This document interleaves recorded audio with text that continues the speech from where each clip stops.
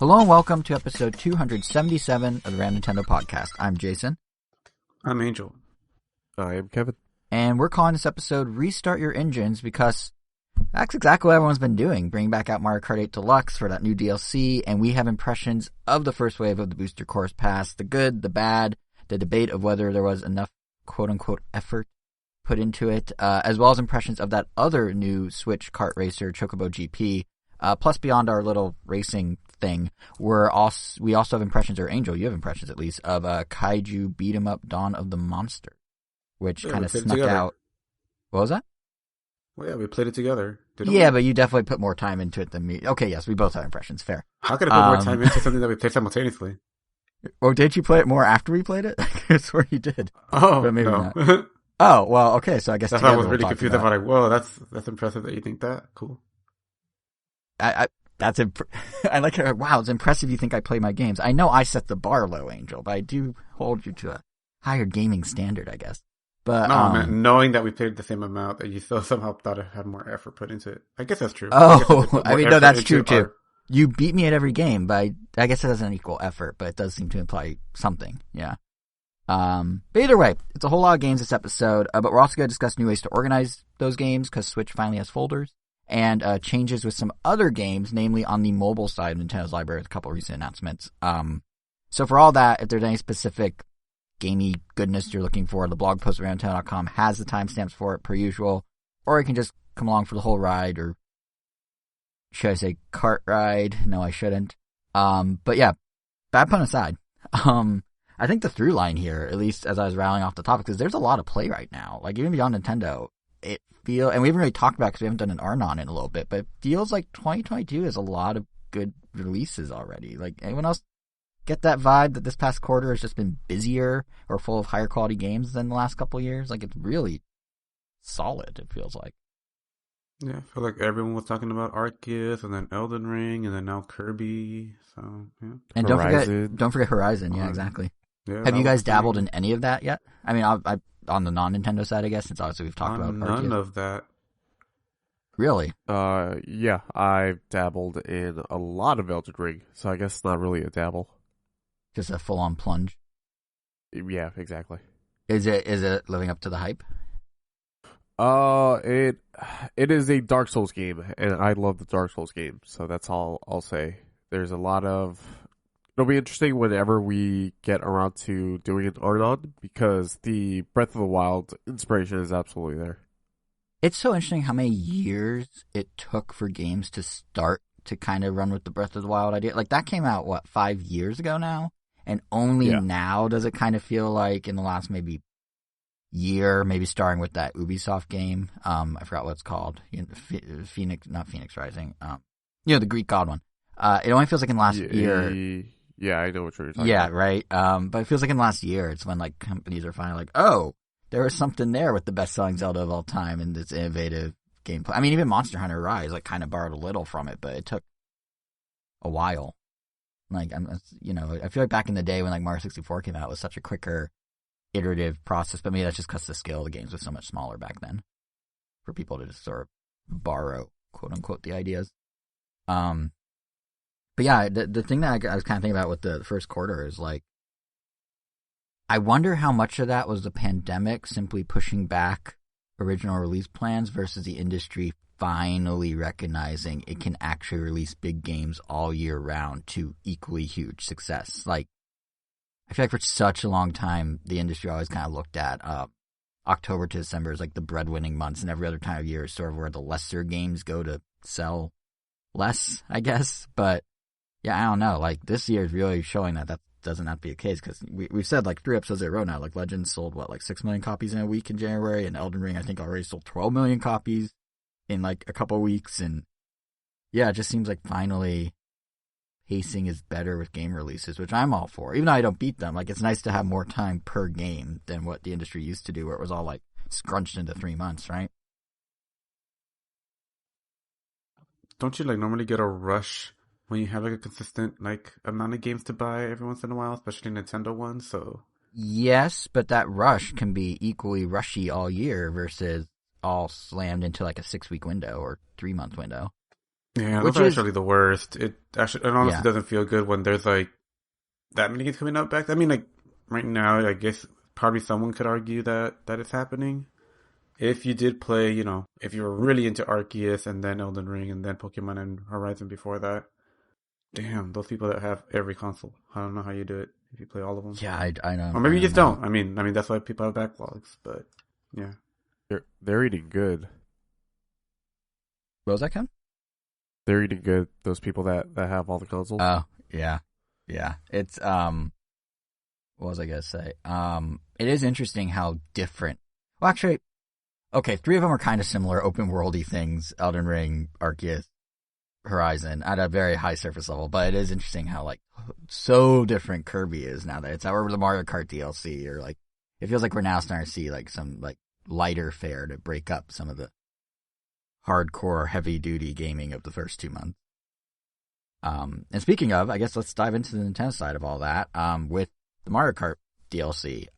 It's been a week now since we got the first wave of the Booster Course Pass, which on paper seems like it'd be a relatively straightforward thing to discuss, 8 courses, yay or nay.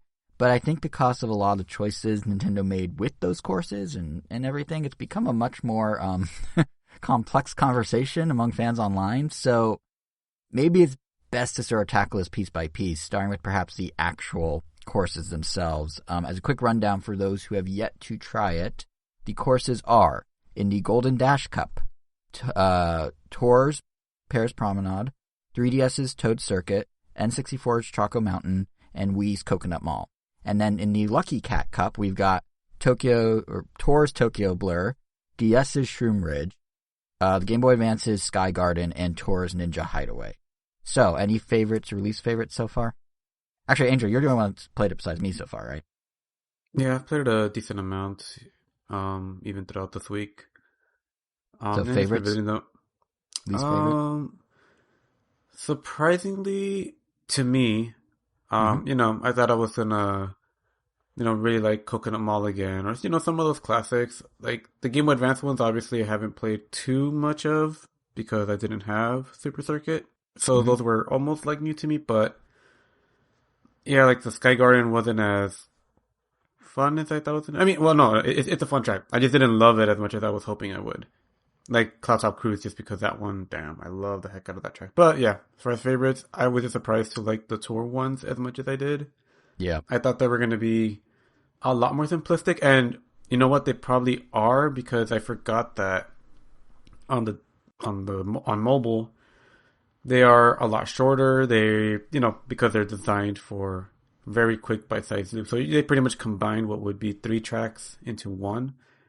And I felt like it really worked for the Paris Promenade. Just like as a track to race on, I really, really like that one. I don't know why. Like, I think almost as much as Ninja's Hideaway. Ninja's Hideaway feels way more creative, but I think Paris Promenade, I just like, I don't know, I just really like it for some reason. I'm just going to go with that one. Just because I think it surprised me more than Ninja's Hideaway. Because that one, you look at it and you're like, oh, this looks cool. I'm like, oh, it is cool. But the other one was like... And Paris like, this looks lame. Oh, wait, no, it's cool. Yeah. I get that. I do think you're onto something with the tour courses being the standout. Like, hands down, they were my favorites, too. I'm sure this is true for a lot of folks, really. For all intents and purposes, for the majority of people, they're good. They may as well be brand new courses. But yeah. Yeah, and even if they're not brand new in terms of, like, you've seen the layout. Like, you may have played them in Tour, but even there, you're playing with, like, the okay touch controls or gyro. You're surrounded by all its, like, item and upgrade mechanics and whatnot. Like, even if you do like those, like, what you're now getting to do is play the tracks in, like, a normal, traditional Mario Kart setting with normal, traditional controls.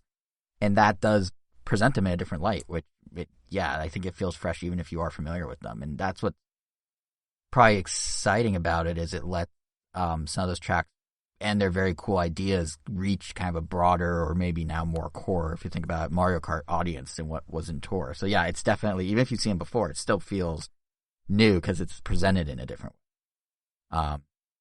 You're mentioning Paris. I think the absolute best of the bunch for me is Ninja Hideaway. You're right, it does look very cool, and I think what's cool about it is aesthetically, it's easily the best one by far. Oh yeah, I even mean in layout. Like, I think the way it's like the two double-deckered tracks with different points where you can kind of switch from the bottom to the top or vice versa is like really clever, and it kind of reminds me of that battle mode course that visually actually is quite similar. Dragon Palace? Is that what it's called? You know what I'm talking about? I think because they both Dragon kind of play. Driftway? Maybe no, it's a battle course though.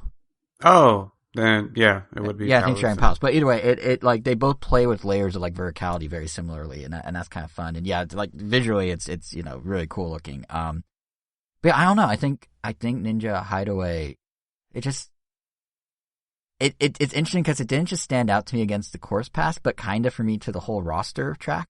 I wouldn't say it's the best track by any mean, but layout-wise, not visuals, layout-wise, it's certainly one of the more interesting ones in the collective game now. Like, it has, like, it's probably the only course pass track that really, in my mind, captures kind of the dynamic nature of some of the original Mario Kart 8 tracks, like some of the best of those.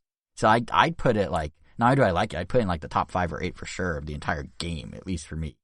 There might be some recency bias there because it's so fresh, but, like, I really love that track so much, and the music remix it has. I think for me, because you're saying Paris is your favorite, and you like how they kind of like, combine different tracks. I think for me, the other ones aren't quite as elaborate in design. But I do appreciate how, like you were saying, they kind of retrofitted the mobile first choices to fit into Mario Kart 8. Like, you're mentioning the other races in 8 or in Tour are short, and yeah, like all Tour's tracks I think are only 2 laps in the mobile game, and if you don't play for a prolonged period of time, like if you only played it when it came out or you only check in every so often, you may not realize they actually do variants of all those original courses over the many in-game events on Tour. So, the idea of course being you can complete races faster on a bus or whatever, which is why they're only 2 laps.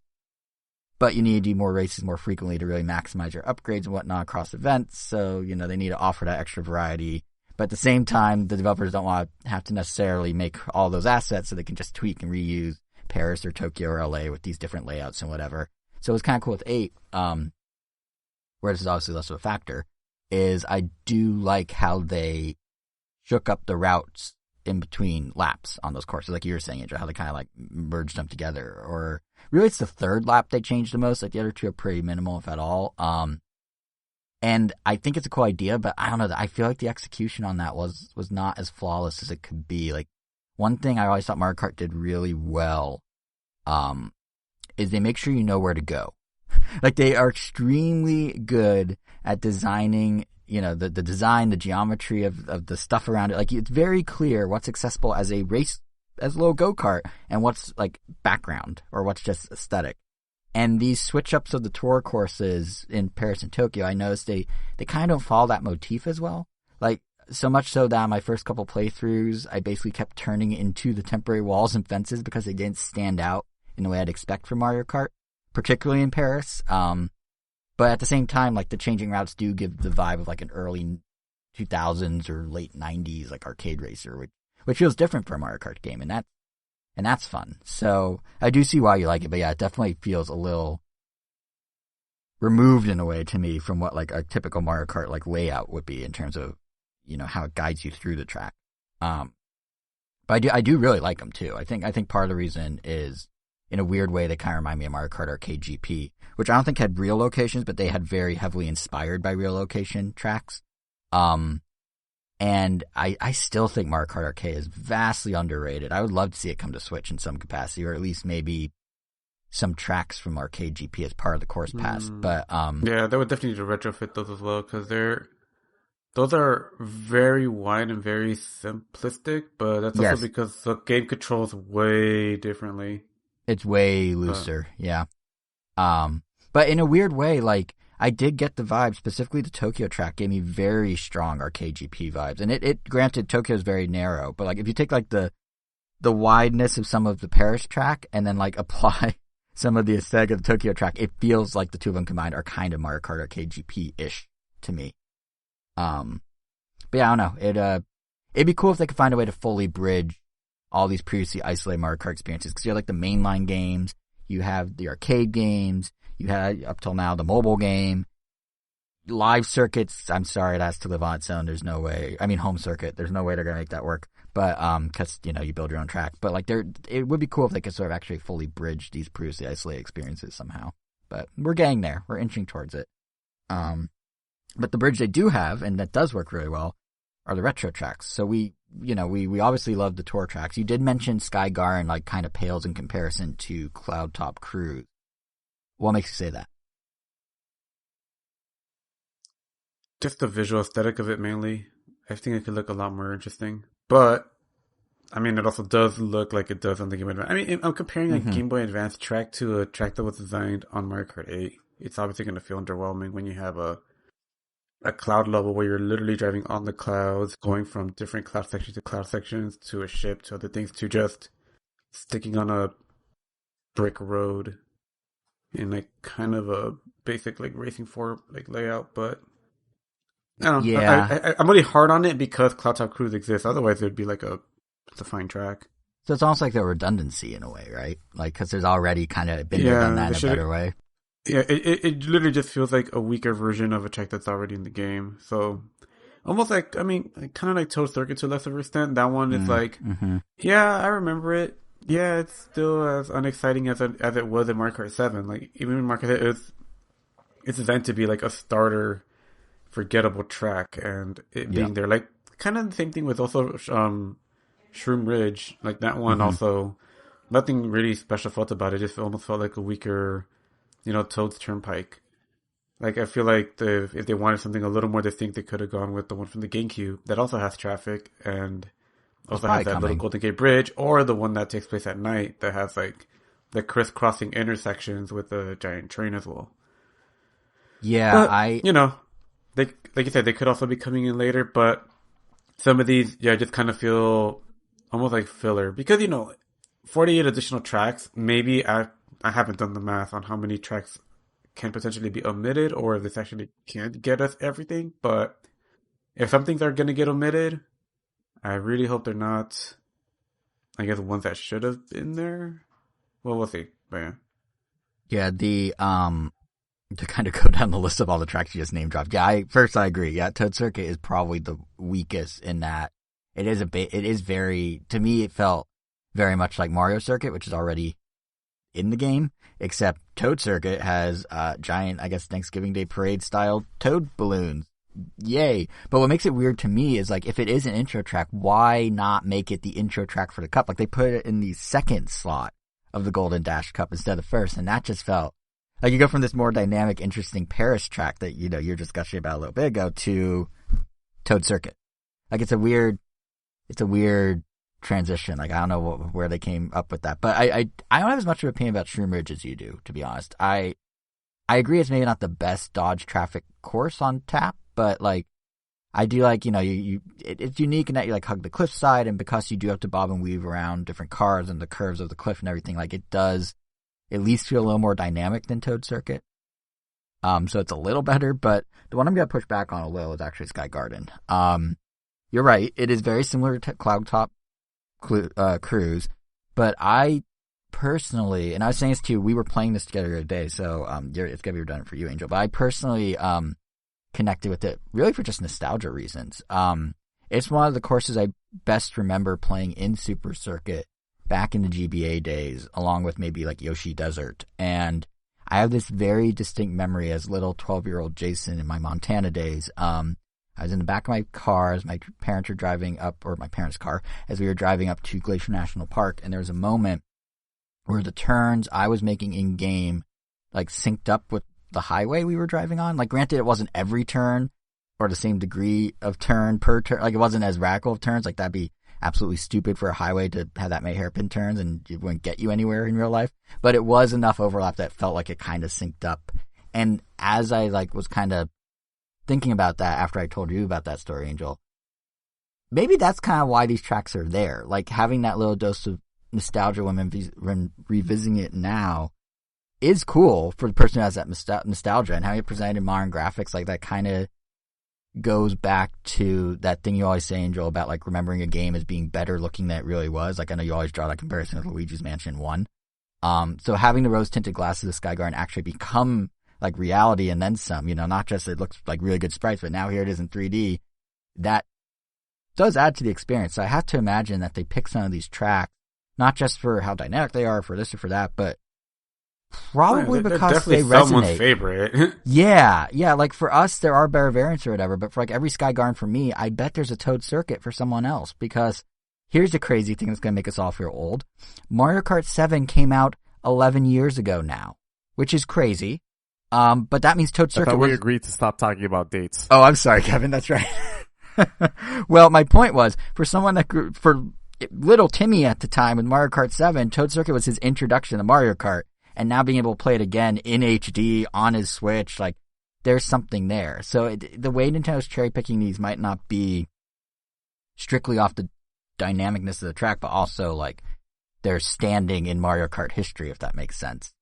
But where there is, I think, real legit criticism, to your point, Angel, is because the tracks don't change a whole lot in any real way, they're just HD recreations, it is hard to make them stand out in any actual gameplay sense. Like, Nintendo's leaning strictly on, like, nostalgia plays for and when they do change tracks, like, there's 2 tracks I haven't talked about yet, and when they do change them, they do them in kind of reasons I'm not sure why they changed them, like Choco Mountain and Coconut Mall. Those are the only 2 left on our list here, and, like, Choco Mountain, they seem to decide to just, I guess they wanted to make it a bit more dynamic early on with like more twists and turns instead of just a straightaway right off the bat, which I imagine that's because the original is relatively short. So this would kind of bring it into parity with like the average length of the other tracks. But yeah, I don't know. I didn't expect them to actually like full on change the course. And I know that's something that I think we both know when we were playing together, right, Angel? Like they just like, it's a different course for the first like quarter.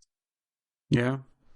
Yeah, I do like that they added paratroopers cheering you on. Like, that's kind of a clever way to figure out how to a crowd and what would... Almost unrecognizable, but yeah. Yeah, no, it really is. Especially, like, the cavern with the crystals and stuff. But, yeah, it's a weird thing to harp on, but I really do like those paratroopers. I don't know why. I mean, it undercuts the foggy, like, you're out in the mountains alone vibe of the N64 original. But, like, I thought that's a really clever way to kind of make it feel like it's more of a race day in the mountains by having those guys floating around. The other change, this one's a weird one to me. What did you think of Coconut Mall, Angel, in the past? Because they tweaked some stuff. It was just a fun track. I don't think it was ever my favorite, and I don't think it's one I ever manually pick whenever I'm like selecting a track. But, you know, the song was fun. The layout, I mean, I like the escalator aspect. I love the multiple floors, riding through one of the stores. I mean, that's all still there, but, I mean... They made the escalators a lot more, you know, they made it a lot clearer which one is going up and which one is going down. Yeah. And some other stuff, but yeah, it's cool. It's someone's favorite. I do not understand. I mean, I know the music's good, and like I was saying with Ninja Highway, like the music remixes in general are super strong in the Course Pass, even if, you know, they're not big bands, quite big band like the main game. But I don't quite know why this track is so beloved. Kevin, did you play much Mario Kart Wii? Did you ever, was Coconut Mall ever a thing for you like it is for so many people? Like no, I never played Mario Kart Wii. It's honestly, I'm gonna say, hot take, it's my least favorite Mario Kart. I don't think that's a hot take. I think that take is shared across a lot of people. Oh, is it? I always thought people loved the speedrunning community, but I don't know. I for some reason thought everyone loved Mario Kart Wii, and I was the weird one. But cool, if that's not a hot take, I'm glad I'm in the majority and don't have a weird. But anyway, yeah, the Coconut Mall, I do like, they added a lot of detail in the Course Pass that wasn't there before. Like, they added more stores and stuff. So there's some weird ones, like Kamek has a bookshop, which, it's weird that like, if you just step back and think about it, it's weird that a known baby kidnapper and criminal is able to run a successful chain of bookstores, no questions asked. But I guess that's just how Mushroom Kingdom works. But generally, though, there are some like fun little nods. Like if you do a time trial and just drive around, there's some obscure stuff. Like there's one store specifically references Double Dash's Dino Dino Jungle track. Maybe that's a hint that's coming. I don't know. But Game Explain did a neat like 3-4 minute video where they sum up all these different little stores and their references, which are some deep cuts. So we'll link to it on the blog post for anyone who's curious. But they do all that, and that's great. And at the same time, they removed like the most dynamic part of the track, which, Angel, you didn't even touch on. You're mentioning the escalators are easier, but at the end of the track, in the home stretch, in the original, they had all these Miis pulling in and out of the parking lot. Here, there's just a couple giant stationary cars. And it's not a deal breaker. It just feels like an odd conscious decision to like scale back the complexity. Because that part you really had to weave. And now it's just like, oh, one little flick of the stick and you're done. So I don't know, that was kind of a weird choice. Given how like true they're staying to some of the other tracks, and just arbitrarily decide that I don't quite get. I'm probably one of the few people that bothered, considering you didn't even mention it, Angel. But yeah. It didn't. I don't know. Can't really say there.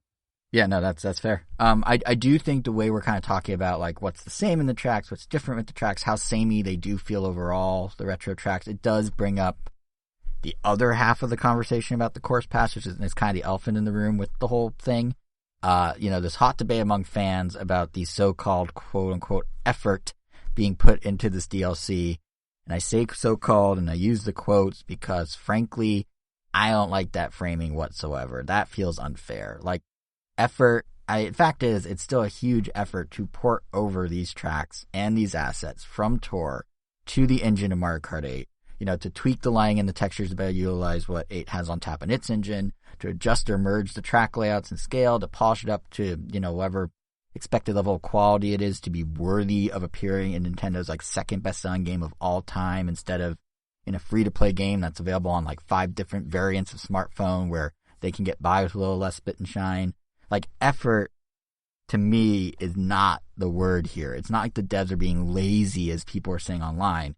What I think people maybe are really getting at and should probably be referring to it as is the chosen direction of the DLC. Because at the end of the day, we are looking at mostly carbon copies of older tracks. There's been no real adjusting beyond, removing the Mii's and Coconut Mall.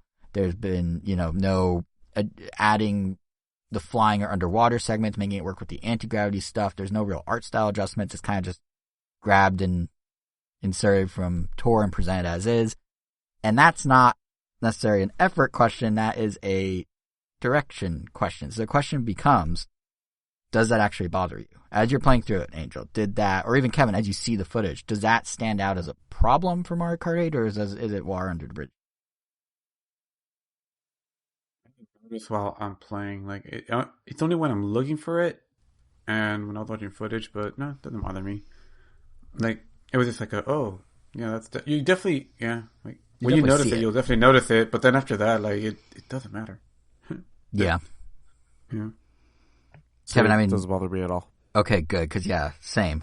Because for me, ultimately, and I know people just like to complain on the internet, but there's such like a conversation around this. It just felt like, I don't know, like ultimately, it doesn't really bother me either because the value of what we're getting is still so high. Like we're talking 50 cents a track from here until the pass is done in March 2023. Even less if you want to like figure out the exact math of it being included in your Switch Online expansion pack subscription. Like you could argue, oh, it's quote unquote free, or you could say, oh, well, if I divide up to $25 I pay, or not $25, the $50 I pay a year, like some goes to Animal Crossing, some goes to Switch Online, some goes to Like you could do the math and it's still a bargain. So if I at least look at this and do like the cost benefit analysis in my head, I feel like we're all coming out ahead here. We're getting double the courses, fresh content to play with friends, a fun sort of hype cycle for the next year or so that's kind of like a diet version of the Smash Fighter reveals, and it's all 50 cents. A bag of Skittles costs more and doesn't last nearly as long. So because of that value, I feel like all three of us actually, but I definitely came in with a different set of expectations. Like absolutely, if you put two courses from say the Super Circuit era side by side, it's a notable difference. Like Ribbon Road is a complete reimagining of what a Game Boy Advance track can be, and Sky Garden is, like we were saying before, just an HD polygonal recreation of essentially the track we played in 2001. And that is stark if you actually sit there and look at it. But I draw from Ribbon Road specifically because it too was once DLC. Back on the Wii U, it was part of the $8 DLC pack that contained 8 tracks. So that's $1 per track. Double what we're paying now. And yeah, they did throw in new characters and carts as well. So let's say, if we want to be fair, the track's worth, 80 cents. Or I guess if you bought the two DLCs together, it was like $12, so the track's worth like 75 cents. But that DLC pack was presented as a literal continuation of everything that Mario Kart 8 had to offer. What you gained in the DLC, the characters, the carts, they all retroactively applied to existing tracks as well as to the new ones. It was all this big, like, cohesive, here's the next step of Mario Kart 8. And here, I feel like that's not what the pitch has been. It was pitched, or at least implied to be on some scale, that maybe, you know, it's just an add-on. Like, it's not part of what Mario Kart 8 will become. It's just like, it's literally in the name, it's a booster. You know, the limited scope of the DLC is just the courses. When you access them, literally you go into a menu that changes colors completely. In the Wii U one, it just extended the existing menu. Like, this all feels like it's kind of extras, bonuses, amendums, like, or not amendums, that's not a word, addendums is what I'm trying to say. Like when Smash got a new fighter, it was an addition to the main roster and it lived on that same menu screen. It looked native. It looked like it should always be there. This, they're like literally throwing you to another screen entirely. And within the extras that screen provides, yeah, it's a little more throwbacky and they have a simpler art style and they perhaps harken back visually to like new Super Mario Bros. With like simple geometry and shapes, while the rest of Mario Kart 8 maybe looks more like Mario Odyssey with individual blades of grass or intricate details. But like everything in the course pass is like consistent within itself as a collection of little extras or bonuses, if that makes sense. Like it feels like it's a separate thing that they're just letting you do if you have Mario Kart 8, not a continuation of Mario Kart 8. And certainly there is a disconnect that Nintendo probably could have better navigated. Like the art style shift, it is jarring if you stop and look at it, because Mario Kart for multiple console games has tried to dabble in more realistic settings. You know, even as far back as like Baby Park on the GameCube, they sat there and did all the mechanics of the theme park rides in the middle of the track with their, you know, whatever bits the GameCube, 120 bits that the GameCube had at the time. But it was a style choice that they did then, and they continued it with the Wii, and, you know, it really hit its stride in HD on the original Mario Kart 8, so I do get that it's jarring looking. But I don't know, like, it just seems like this is a self-contained separate thing. And I also get that you may think I'm making excuses for Nintendo. But what it really comes back to for me is that my perceived value based on all this is one where these aren't excuses but reasons for why it is what it is. Like, we're not in the same ballpark as we were with the original Mario Kart 8 DLC. There's something, you know, this is different. It's priced in a way that's different. It's presented in a way that's different.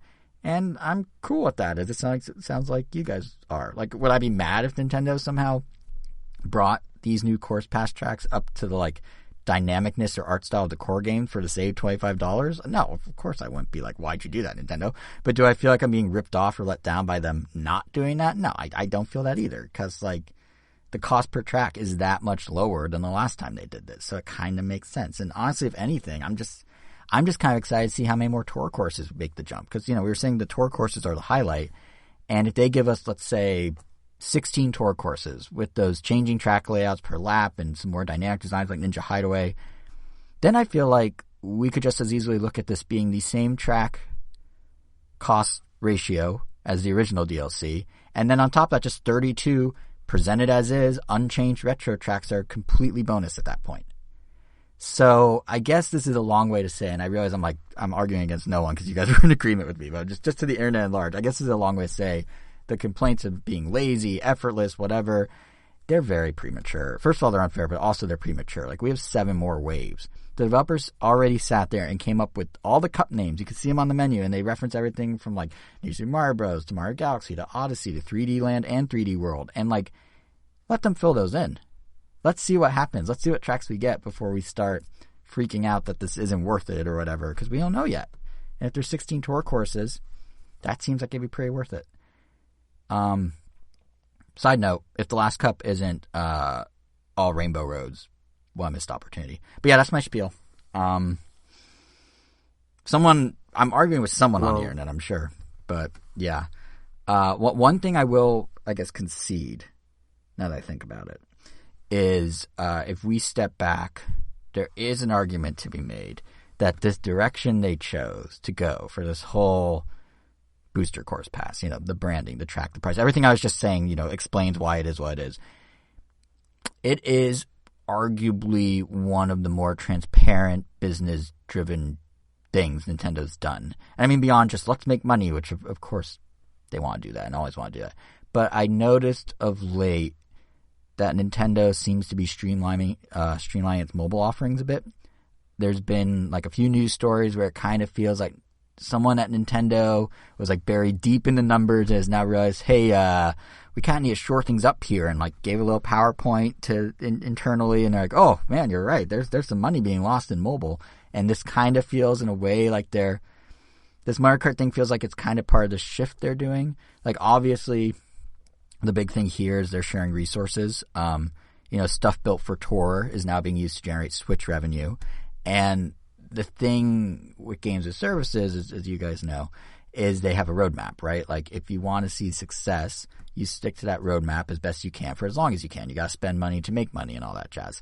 And Nintendo has always wanted Tour to be a huge hit. They're constantly co-promoting it with Apple in the App Store.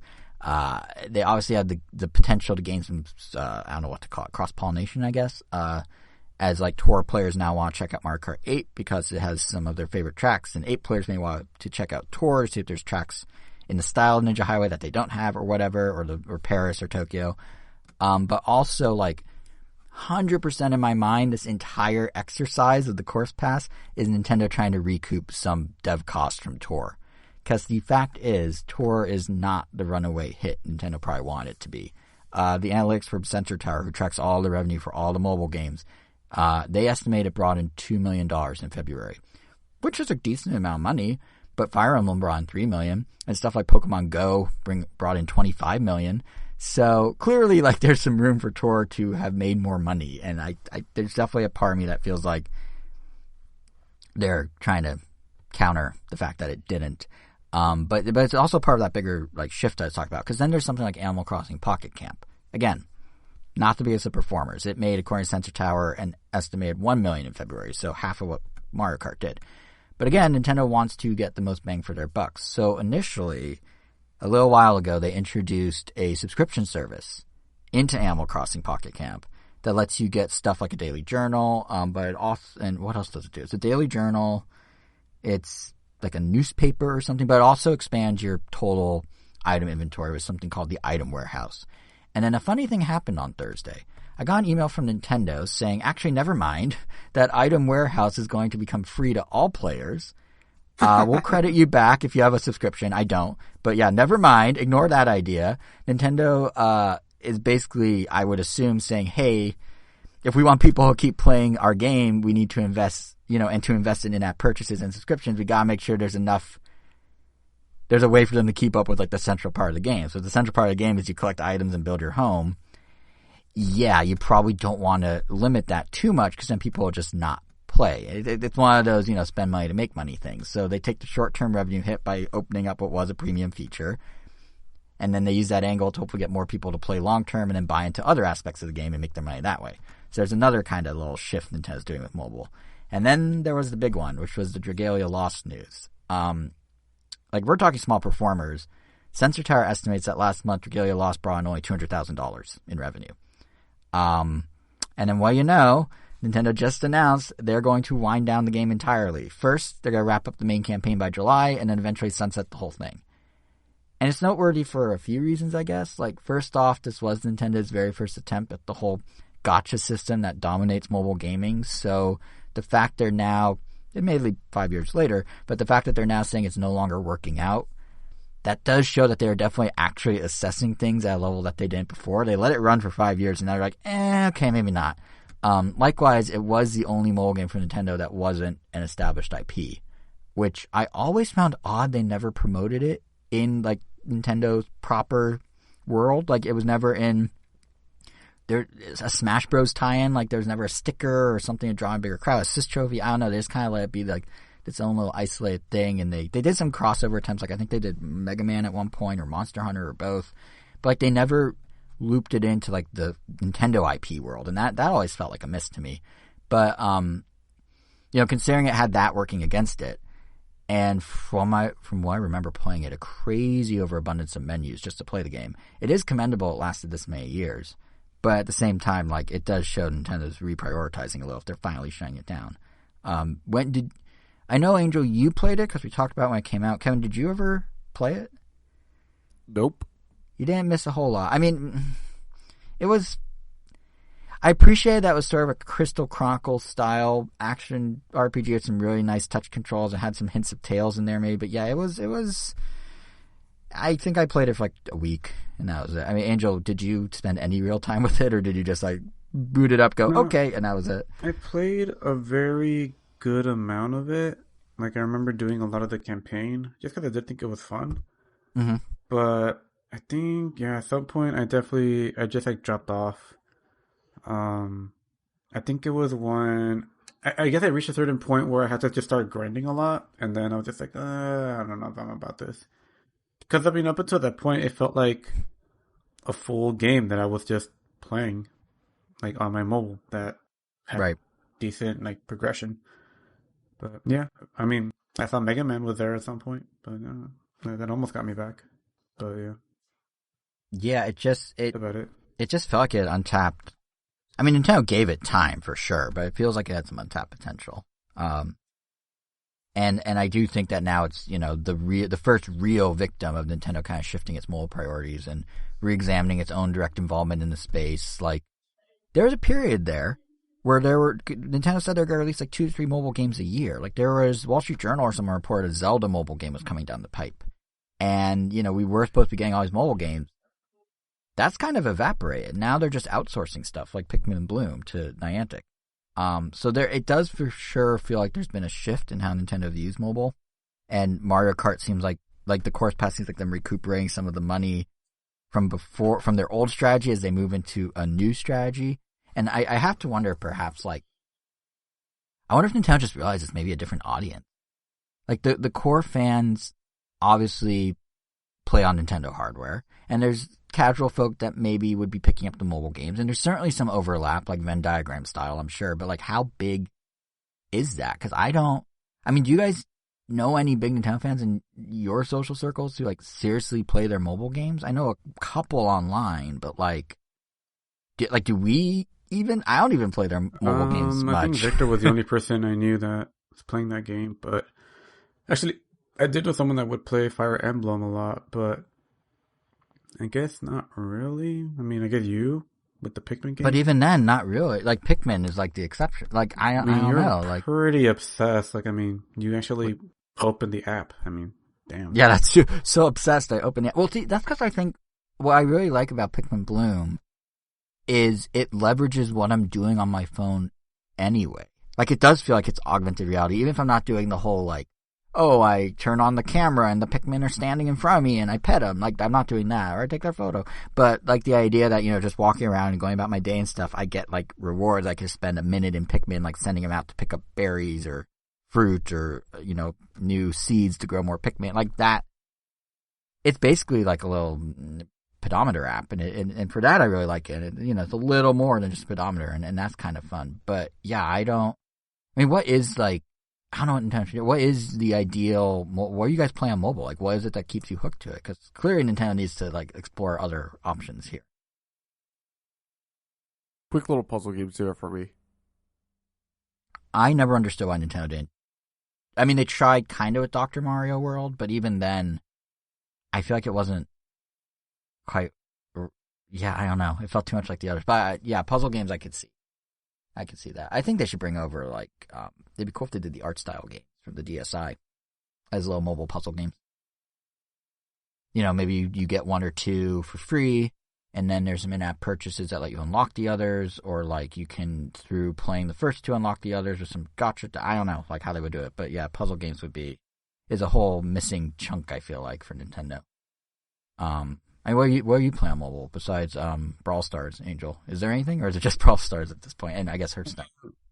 Yeah, I mean, with Brawl Stars and Hearthstone. I mean, I did play this one music game for a while. Just because I really like the game itself was really, really fun, but the progression and how you get new songs, like, it just wasn't that great. I can't remember what it was called. I was actually digging for it. Oh, here we go. Beatstar. Like that, and I only heard about that game because they actually had like some cross pollination with Brawl Stars. Like they had like, oh, here's some Brawl Stars music from it. Were they like, we both have stars in our name, we must collaborate? Like, I imagine I don't know. I mean, maybe, I don't know. Maybe it's definitely possible, but yeah, like that game, like honestly, like, I would recommend it just because it's really fun to play. But once like you start hitting that wall where you don't get new songs regularly, then that's usually when it's like a good time to quit, like to call it quits on it. But yeah, pretty much. I do wonder if that wall is also what Nintendo's having trouble navigating a little, because they did, like, Mario Kart Tour, they did just raise their level cap and some other stuff when they introduced the Mii costumes a few weeks ago, in part because I think people were hitting that wall. And maybe it's just they're trying to find their footing, because obviously companies that came up on mobile and squeeze every penny know exactly, how to avoid that wall and how to keep people hooked with kind of some potentially shady psychological practices.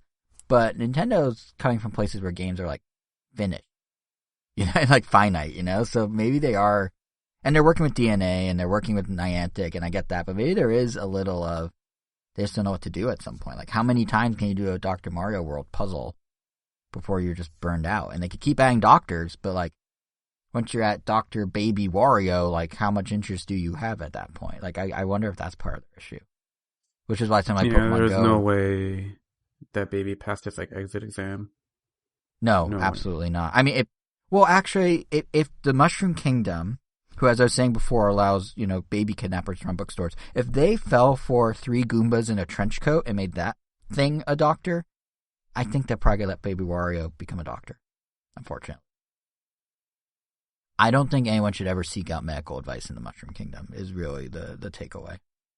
And likewise, should you go to Super Nintendo World and you get a cut or something, maybe leave that part of the park and go to a first aid kit at like Harry Potter World or something, because yeah, I wouldn't trust anything with Nintendo and medicine at this point. But yeah, I don't know. I think Nintendo's starting to realize they need to reevaluate a little, and they are sort of, to bring this full circle, this overall shift in Nintendo's attitude about mobile is happening. It's interesting because it's now directly affecting, to a degree anyway, how Nintendo chooses to actually support a flagship game like Mario Kart, which is interesting because it always felt like it was a siloed off side thing that would only feed into the main Nintendo ecosystem, but now it's actually having impact on the ecosystem with how they're doing the course pass. So yeah, so that's a whole lot of Mario Kart. Was there anything somehow we didn't touch on that either of you want to bring up with Mario Kart?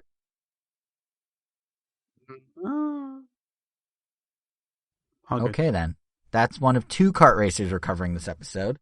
The other, I don't think we have nearly as much to say about, but Angel, you and I tried this one last weekend. Chocobo GP, or to be more specific, the light version of Chocobo GP.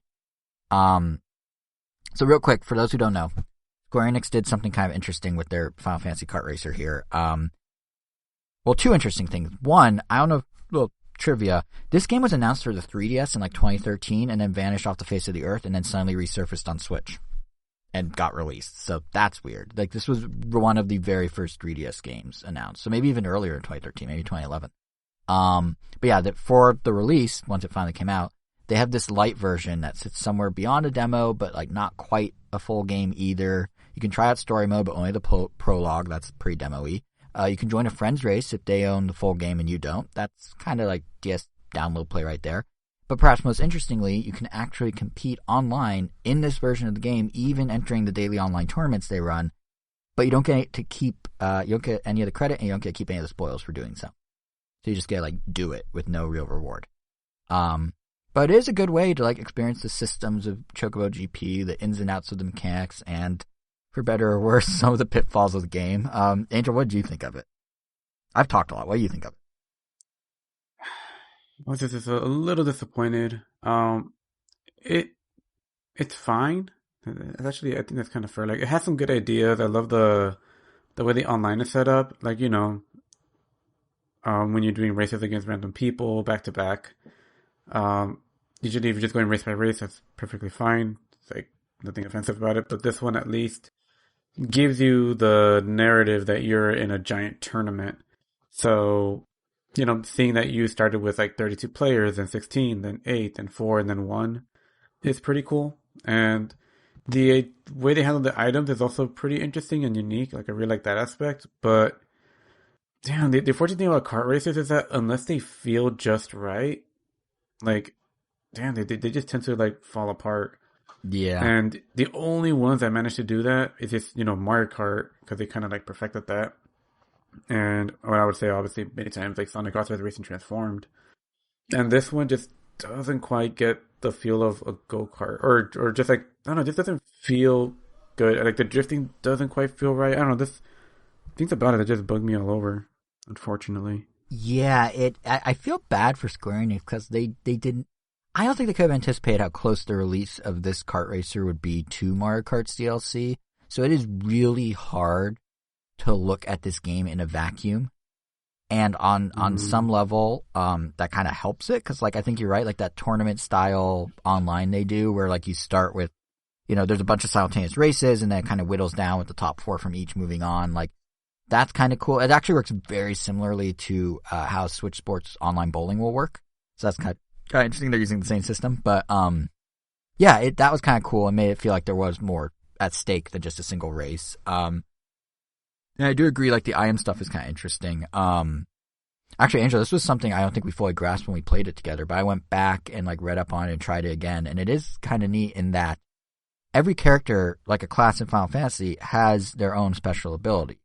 It admittedly took us a few minutes to figure out that's what the giant meter in the bottom left of the screen is for, but basically as you drift, which does use the same mechanics of Mario Kart 8 with, multiple colored sparks, but as you do that, you build up the meter, and when it's full or full enough, you can unleash your special abilities. So like when we were playing as Chocobo, we are on our little Chocobo roller skates and we get a boost.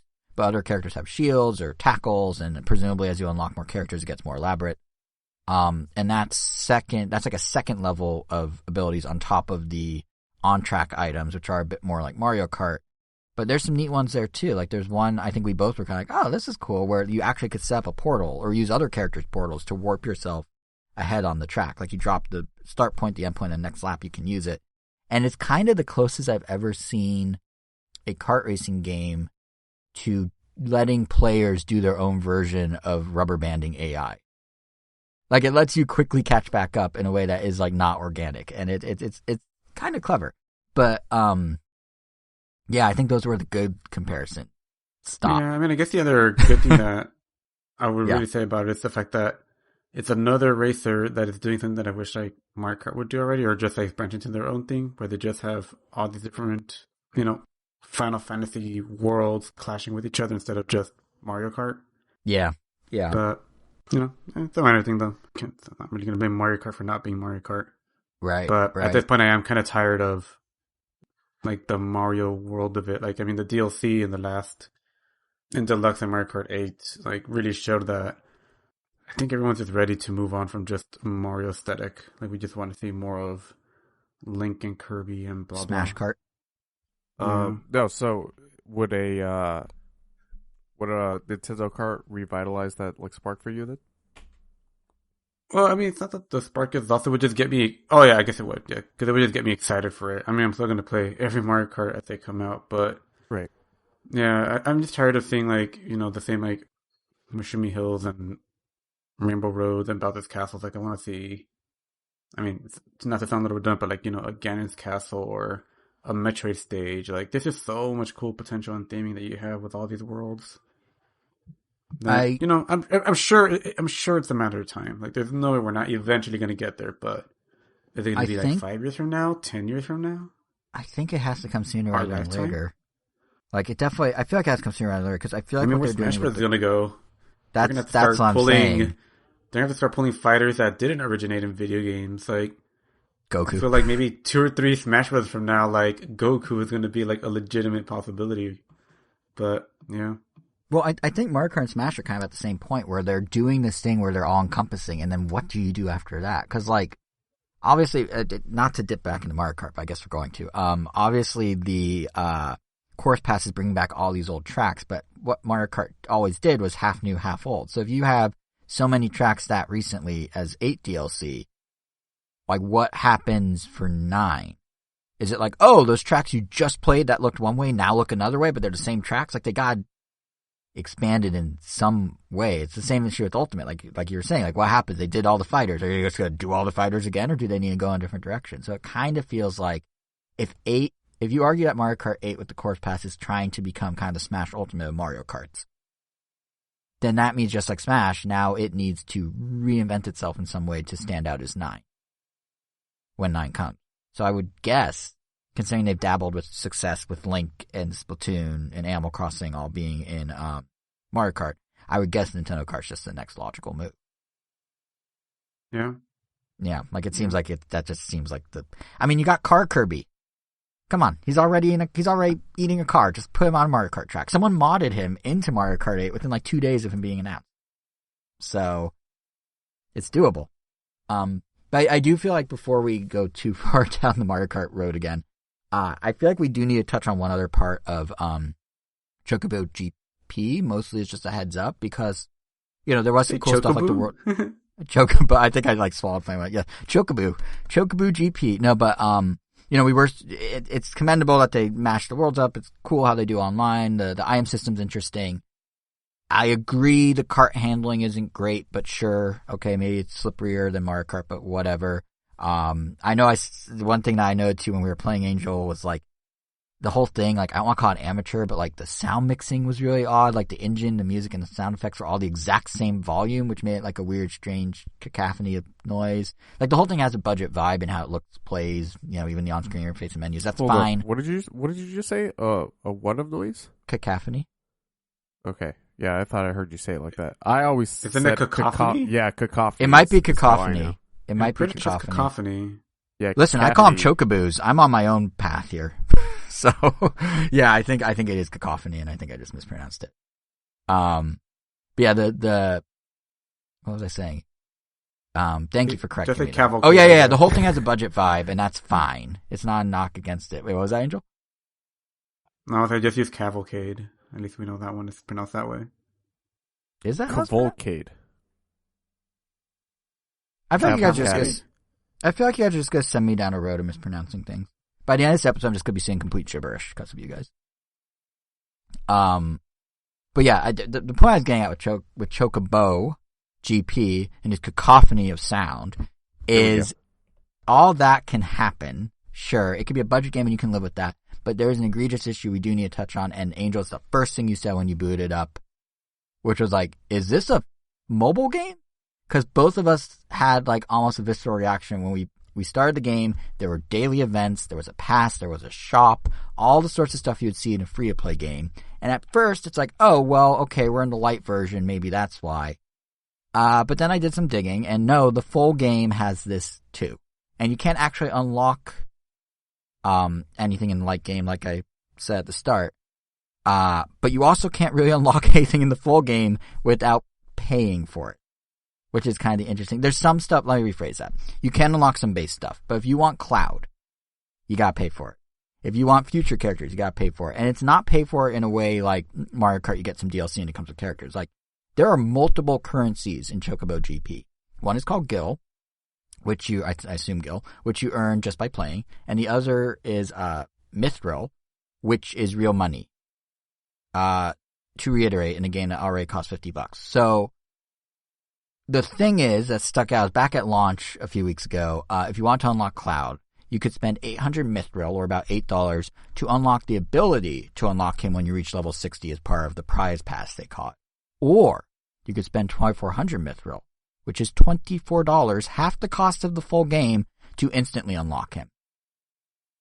So, first of all, if you complain that the Booster Course Pass for Mario Kart wasn't fairly priced, well, here's a real example of not fairly priced. But more to the point, because he has his own special ability and all that, because that's one of the mechanics in this game, this seems to skirt, or maybe Chocobo on roller skate, if you want to say, dangerously close to pay to win, which in turn undermines a lot of the cool stuff they're doing elsewhere in the game. So that's a big red flag. Even if you can get over the other issues with the game, the fact that like it's pay to win on a premium game you already spent $50 on, that's not great. The good news is the developers have put out a statement saying they hear the feedback and they're looking to shake things up a little, maybe be a little more player friendly. But the fact they even got to this point, and that was the direction of the game from the start, whether it's a business call or developer's call, who knows? The fact that is the direction is a bummer.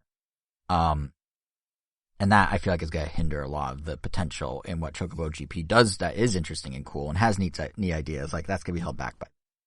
So, I mean, because I was kind of like, maybe if I want a different kart racer, if this was on sale down the line, maybe I get it. But, like, if any of the real unlocks are, like, behind these passes, I'm out.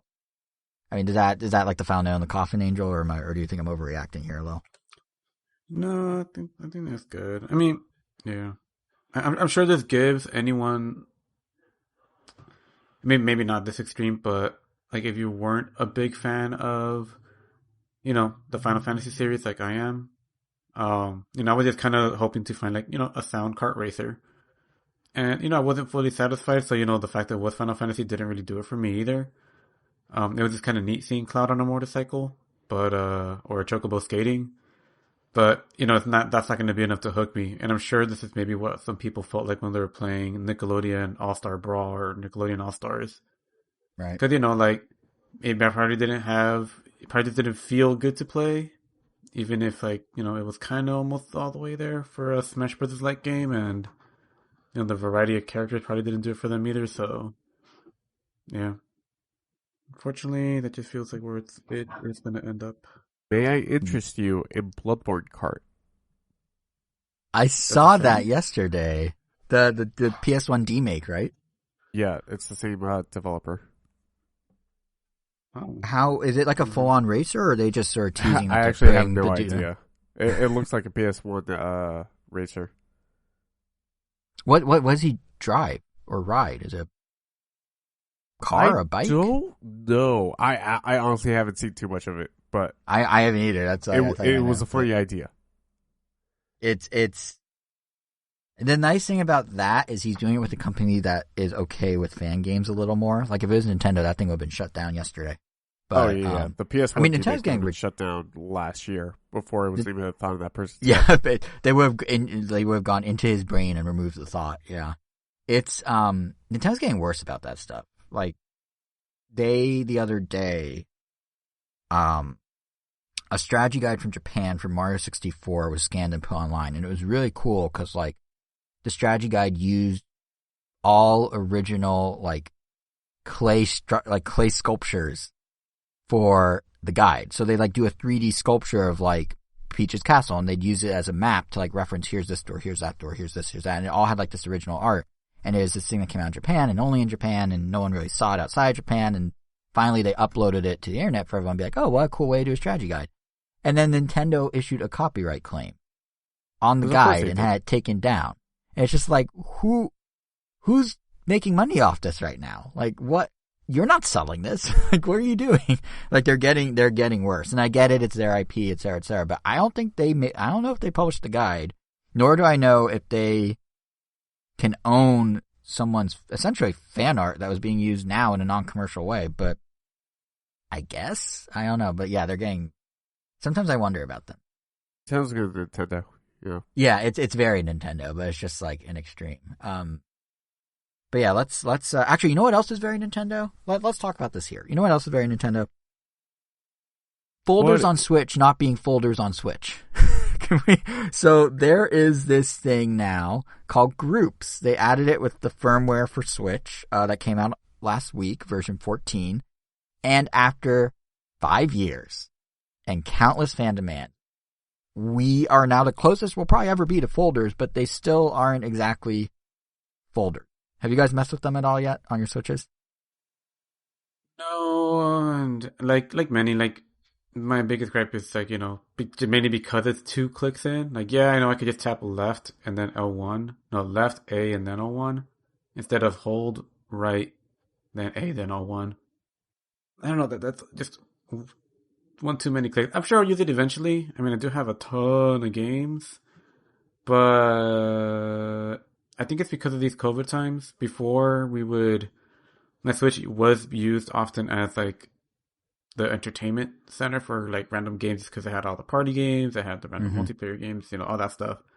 So there was, and even I think the last time I used it in this capacity, like last year, I do remember like scrolling through the menu looking for the Jackbox games, just because I don't play them often unless I'm over someone's house.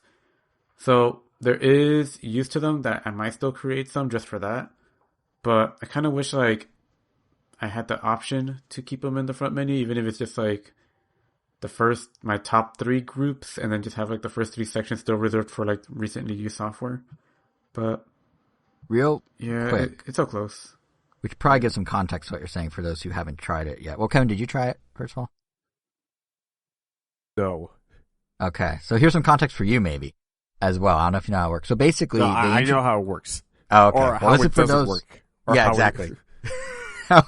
How it's like so close yet so far. So yeah, you can make up to 100 of these groups. You can have 200 games per group, and what they do is they let you batch them. But you can only do these batches and access these batches if, like Angel was saying, you go to your all software menu.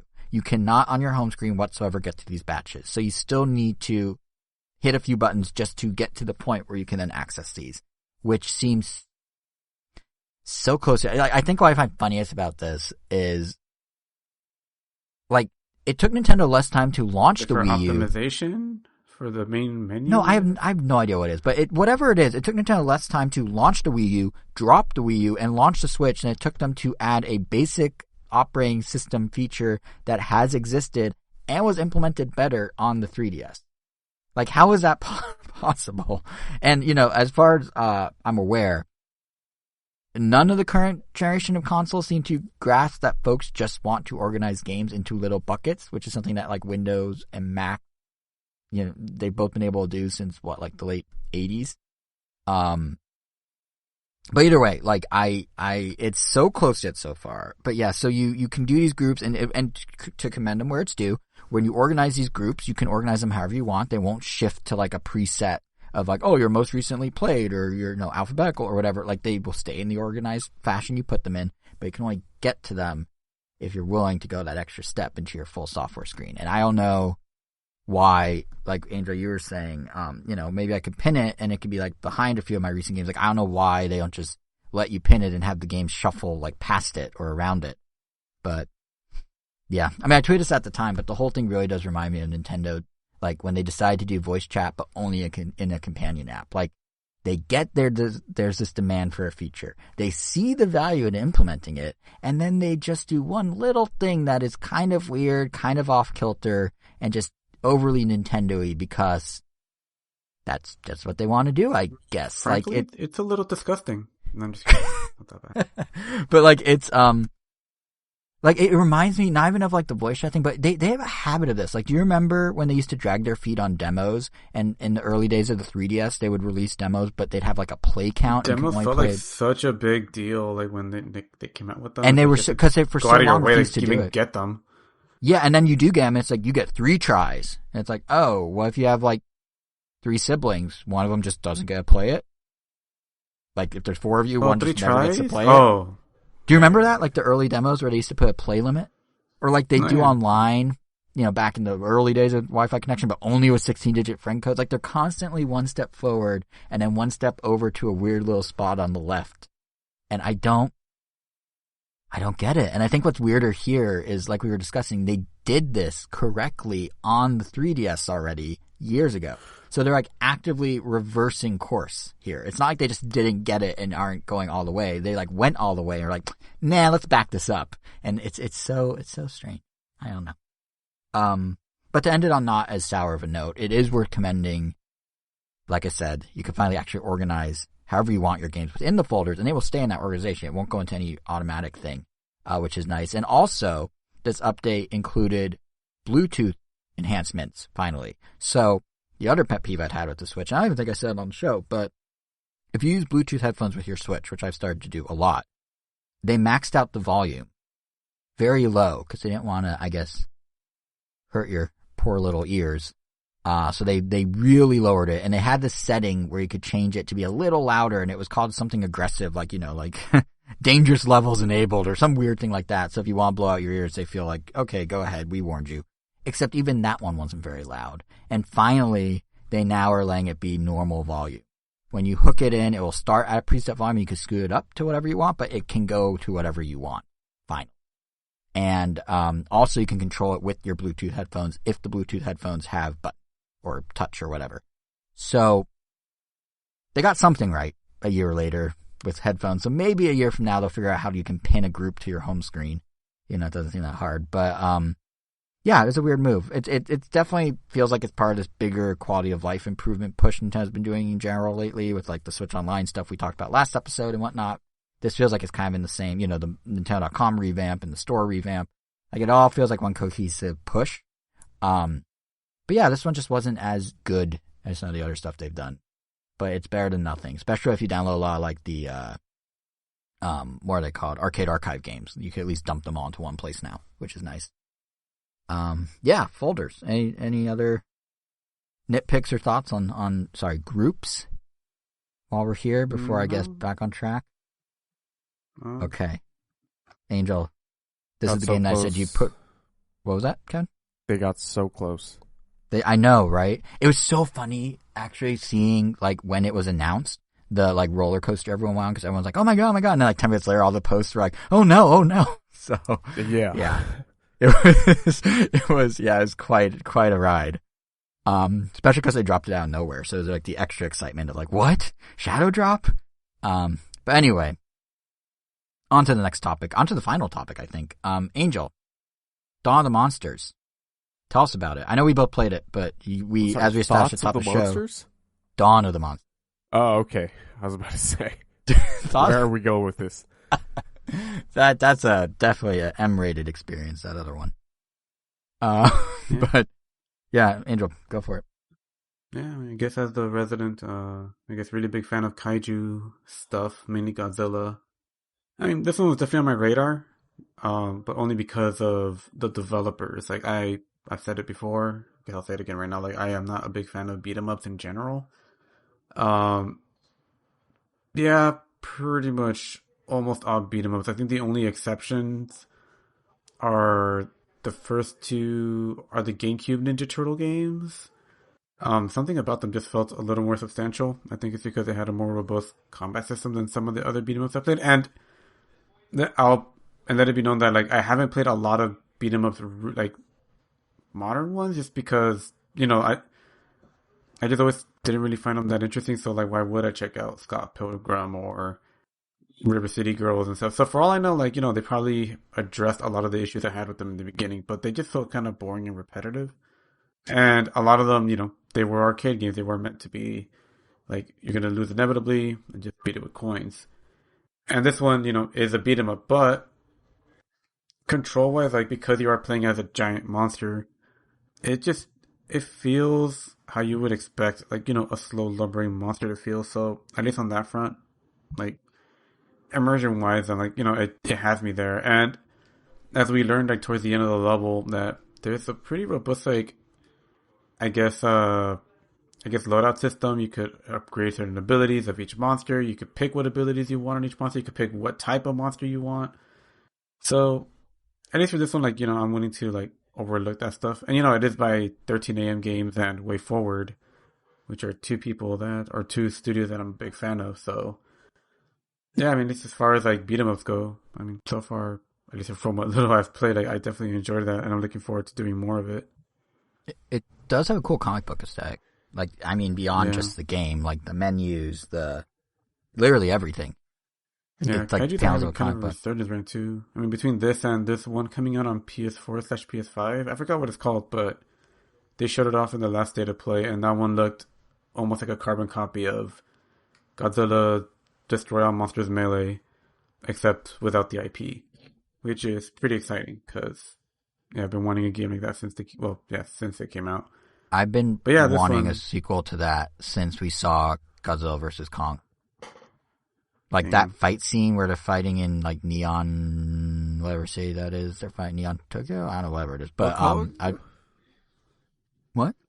No, it wasn't Hong Kong. Where was it? That final was fight? It Shanghai? Somewhere. No. Neon City, Asia. That's where it was. But wherever it was, that fight scene, the whole time I was watching, it's just like, this would be a great level in Destroy All Monsters Melee. Which is funny because you're drawing that comparison, Angel. I was saying to you when we started playing it, this reminds me of the companion game to Destroy All Monsters Melee that came out on Game Boy Advance. I forgot what it was called. But Dawn of the Monsters has a similar vibe. That was a 1v1 fighting game, yeah. Yeah, I mean, this is a beat 'em ups. They're actually working together, but like just aesthetically and everything, it kind of reminded me of it. Did you guys ever play War of the Monsters? I did not. No. Angel? Heard good things. No. I feel like you would Maybe I love that game. did. I don't know, it doesn't ring Look it up a on bell. YouTube. It's a kaiju game. I feel like you probably love that game. We'll check it out. Okay. But yeah, Angel, you're starting to, I feel like you're about to say something about Dawn of Monsters and we got on like a tangent. No, it wasn't. I thought you were. I thought you said something like, but No, this game, and then I cut you off. No, I feel like I said my whole piece. Oh, okay. Well, so far, I know it's early. So the one thing that stuck out to me about it was it's $30, which I assume is partly length and partly production value. Or do you feel like you're going to get your money's worth, or does it seem overpriced? It feels like I'm gonna get my money's worth. Just based on what little I've seen. Fair. Yeah, and for those who don't know the name 13 AM Games, where you said that you're a fan of their work, Runbow on the Wii U is what they're best known. And they did a second game with a secret agent called like Double Crossed or something a few years later. But Runbow's their big title. Oh, this game. I definitely have not played it, but I think I saw posters of it because I'm pretty sure Santa Monica helped out with this game in some way. War of the World? Yeah. War of the Monsters. Or War of the Monsters, I mean. stuff. Interesting. Yeah, there's like a giant magnet of it there. Cool. Yeah, I'll have to. Well, I don't even know if it's available anywhere. Maybe on Steam, hopefully. Usually, I believe it was re-released to PS3 or PS4, but well, hopefully 4, because Yeah. that means that Damn, 2003. Well, if rumors pan out as of this recording, you may have access to some PS3 games pretty soon because Sony is apparently about to announce their Game Pass competitor as soon as this week. So maybe you'll still man, wait. all they need to do is have Transformers, War, and Fall of Cybertron. That's all I need. And you're in. if I remember correctly, those were on PS Now, so you might be able to grab those. So, Yeah, Angel, what these would you consider those kaiju games to some degree? Because they're big robots fighting each other. No. So I guess that's fair. They're like what, more like third-person shooters?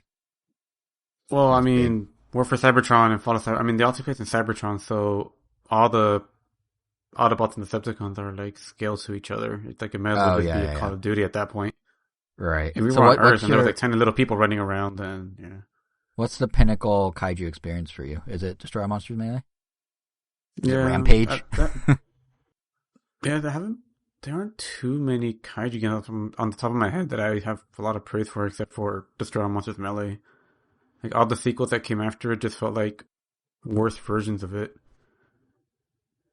Actually, you know what? I said Rampage. Rampage is a decent parallel to Dawn of the Monsters. I mean, Dawn of the Monsters is deeper, but like yeah, it's not the quite feel a of it is Rampage. but it's not quite. Actually, it's kind of its own thing. It's just like a destroy all the buildings. It's a score attack game. Yeah, it's a score attack game. Yeah, that one was fun. I remember playing that a lot on 64 and Game Boy Color. Yeah, Rampage 64. I used to rent that a lot. Yeah, I played as Ralph the most. I believe he was the lizard. No, that's not true. Ralph was is the a monkey. wolf. Ralph is the wolf. Wow, I was 0 for 3 with my guesses there. Iggy is the lizard because it's an iguana. Yeah, I think I played as Iggy then. But I remember the name Ralph. Anyway, that's Dawn of the Monsters, everyone. I think, unless you guys have any other topics, that might actually do it for this episode. It was kind of not a big news week, just a lot of games. Anything else you guys want to touch on? No, pretty satisfied. All right. I didn't talk a lot this episode. I've got a nasal infection. It sucks. I hate it so much. Hopefully you feel better soon and it goes away. Because there may be big things to talk about in the future. We could have an Arnon between now and our next episode, or we could have some big games on next episode. I know next episode we're talking about Kirby and the Forgotten Land. We have big impressions on that. But who knows what else we'll be discussing. We're due for an indie world at some point in time, like usually late March, early April is Indie What? World. At some point in time? No. I mean, like in the next few weeks. Like, yes, between now and the end of time, we're gonna get not just an Indie World, How but I guarantee insightful. you at least one Nintendo Direct. No, but seriously, we usually get an Indie World between the third week of March and second or third week of April. So we will probably have one. If not next episode, the episode after that. But yeah, I guess to make sure you don't miss whenever any news ever breaks in the future, because who knows? Yeah, subscribe to us on all the podcast apps. We're on Apple Podcasts, Google Podcasts, Stitcher, Spotify, TuneIn, iHeartRadio, Amazon Music, Pandora. Our YouTube channel is randomnintendo.com, where you can listen to the show there. We are on Twitter at randomnintendo. I am on Twitter at JSR7. Angel is on Twitter at Weiro, WEIRO_O. Kevin is on Twitter at KVNGomi. That's it. So I think that's it. Kevin, final word or many words? Rest in peace, Taylor Hawkins.